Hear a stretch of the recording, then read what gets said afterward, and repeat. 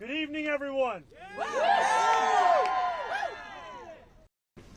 But I want to take a moment to speak about who is on the ballot tonight.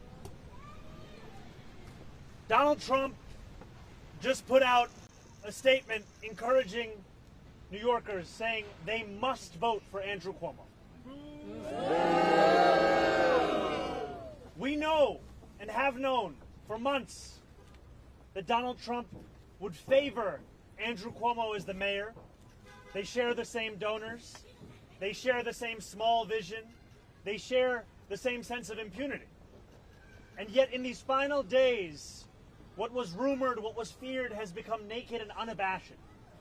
The MAGA movement's embrace of Andrew Cuomo is reflective of Donald Trump's understanding that this would be the best mayor for him.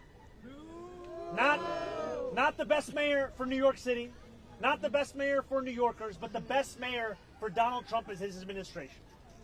If you are elected, that is a very real threat that you are going to have to deal with.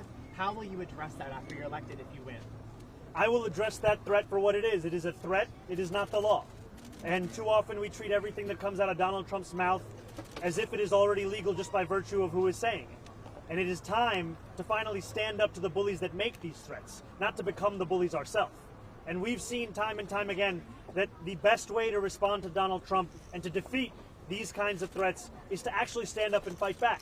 You've seen leaders across this country who have shown their unwillingness to compromise on their own morals and their own values as the way in which they fight back. And too often what we found in New York City is instead a willingness to capitulate and coordinate.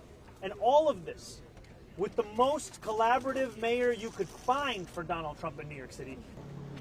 Donald Trump ran a presidential campaign with the promise of cheaper groceries. Donald Trump ran a presidential campaign committing to lowering the cost of living.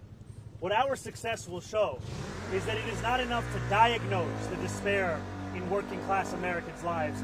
You have to actually deliver on the agenda. And that is what we intend to do each and every day while we are in office. You know, I will always speak to every New Yorker who calls the city home. And while I'm looking to speak to Donald Trump's voters, Andrew Cuomo is looking to speak to Donald Trump's donors. That's the difference here.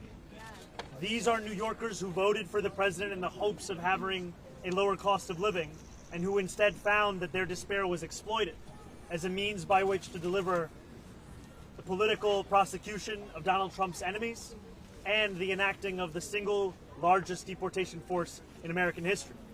For you today. Do you have any concerns?